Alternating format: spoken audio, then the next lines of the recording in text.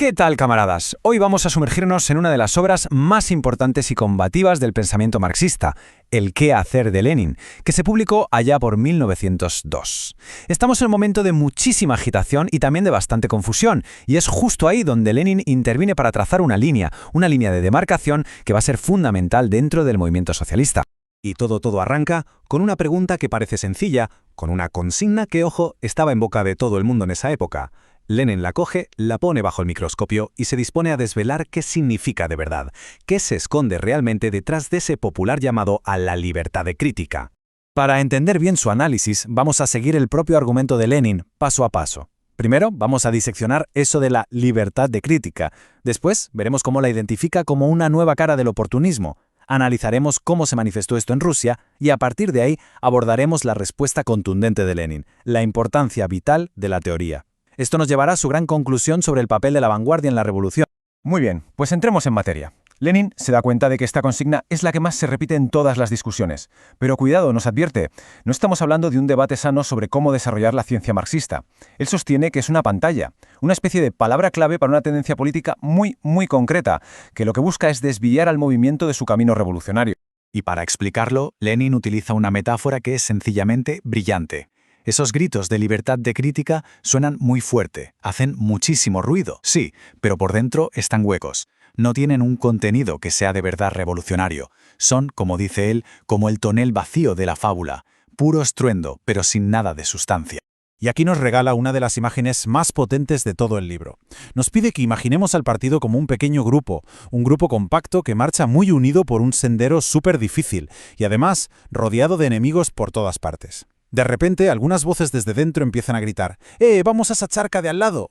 Esa charca es el pantano de la conciliación con la burguesía. Pues eso, para Lenin, es la libertad de crítica, una invitación a dejar la lucha y, básicamente, a pasarse al bando enemigo. Pasemos ahora a ver cómo define Lenin esta nueva tendencia. Él no lo ve como un error aislado, para nada. Lo ve como una manifestación a nivel internacional de algo que ya tiene un nombre muy claro: oportunismo. Aquí el enfrentamiento es total, es un choque frontal. Por un lado está el marxismo revolucionario, el que se tacha de viejo o dogmático, que defiende la lucha de clases, la revolución y la dictadura del proletariado. Y por el otro, esta nueva corriente crítica, que niega el objetivo final, que aboga por la colaboración de clases y que en el fondo lo que busca es convertir al Partido Revolucionario en un simple partido de reformas sociales. Y el principal ideólogo de esta corriente revisionista tiene nombre y apellidos. Edward Bernstein es el que construye toda la base teórica para, en esencia, quitarle al marxismo su corazón revolucionario. Niega que la revolución sea necesaria y propone una transición, digamos, suave al socialismo a través de reformas en el Parlamento. Y si Bernstein fue el que puso la teoría, Millerand en Francia fue la encarnación práctica de todo esto. Su decisión de entrar en un gobierno burgués fue el ejemplo perfecto de a dónde llevaba esa famosa colaboración de clases. Era, ni más ni menos, que el bernsteinianismo en acción. Y para Lenin, claro, una traición en toda regla.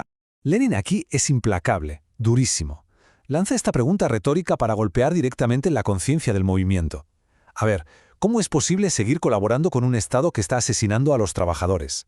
Esto lo que demuestra de la forma más cruda y sangrienta posible es que la colaboración de clases es una farsa peligrosísima que desarma por completo al proletariado. Así que el punto crucial es este. Para Lenin, el oportunismo no es una simple diferencia de opinión, no. Es la libertad de contaminar el socialismo con ideología burguesa. Es la libertad de debilitar la conciencia de clase de los obreros y, en última instancia, de convertir al movimiento obrero en un simple apéndice de los liberales. Bueno, ya hemos visto el panorama internacional. Ahora vamos a ver cómo esta tendencia aterrizó en las condiciones tan específicas de la Rusia zarista, donde, lógicamente, adoptó unas formas un poco particulares. La historia es fascinante, la verdad. En los años 90 hubo una especie de alianza táctica con los llamados marxistas legales para luchar juntos contra el populismo. Pero claro, una vez ganada esa batalla, estos aliados mostraron su verdadera cara y evolucionaron hacia el revisionismo. Su vertiente práctica fue el llamado economismo, una corriente que pretendía reducir toda la lucha de los obreros a pedir mejoras económicas, a la lucha sindical, y dejarle toda la política a los liberales. Lenin denuncia que aquí había una especie de división del trabajo. Por un lado, los críticos legales, desde sus revistas y publicaciones, se dedicaban a aguar el marxismo y acercar a los intelectuales a la burguesía liberal. Y por otro, los economistas, desde la clandestinidad, le decían a los obreros que solo debían preocuparse de sus salarios y de sus condiciones de trabajo. Vamos, una estrategia perfecta para neutralizar políticamente al proletariado. Y frente a todo este panorama, frente al espontaneísmo de los economistas y el eclecticismo de los críticos, Lenin levanta una bandera. Y esta es su respuesta fundamental, la bandera de la teoría revolucionaria. Y aquí llegamos a una de las frases más célebres, más contundentes y más importantes de todo el pensamiento marxista. Sin teoría revolucionaria no puede haber movimiento revolucionario. Esto, para Lenin, es la clave de todo. La teoría no es un adorno para intelectuales, no es un pasatiempo, es la guía para la acción, es la brújula que necesita el partido para poder navegar en la lucha de clases sin perder el rumbo. Sin teoría, el movimiento está ciego. Y en el contexto de Rusia, argumenta Lenin, la teoría es todavía más importante. ¿Por qué? Pues por 3 motivos muy claros. Primero, para dar forma y cohesión a un partido que, en ese momento, se está empezando a construir. Segundo, para aprender de las victorias y de las derrotas de otros movimientos obreros, pero de forma crítica, no copiando sin más. Y tercero, y muy importante, porque la tarea que tenían por delante era gigantesca, derrocar a la autocracia zarista, que era el mayor pilar de la reacción en toda Europa. Y Lenin remata su defensa de la teoría citando a Engels, en una frase que es el corazón de todo su argumento. Es un llamado brutal a la seriedad, a la disciplina, al rigor. Nos dice Engels: tener siempre presente que el socialismo, desde que se ha hecho ciencia, exige que se le trate como tal, es decir, que se le estudie. Esto es fundamental. El socialismo no es un conjunto de buenas intenciones ni una opinión más. Desde Marx y Engels es una ciencia, y como toda ciencia exige estudiarla a fondo, con constancia, para poder aplicarla bien y transformar la realidad. Es una exigencia de militancia intelectual en toda regla.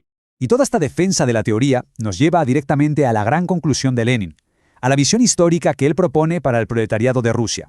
La lucha en Rusia para Lenin no es solo una cuestión local. Él entiende perfectamente que el zarismo no es solo un opresor para el pueblo ruso, es el guardián de la reacción a escala mundial. Por lo tanto, derribarlo no solo iba a liberar a Rusia, sino que le iba a dar un golpe mortal a las fuerzas reaccionarias de todo el planeta. Y aquí está la conclusión final, que suena casi a profecía. Si el proletariado ruso, armado con una teoría de vanguardia, era capaz de cumplir esa tarea histórica, se pondría a la cabeza de la lucha proletaria en todo el mundo. Una afirmación tremendamente audaz que la historia apenas 15 años más tarde se encargaría de confirmar. La teoría, por tanto, no es solo una herramienta, es la llave del destino histórico.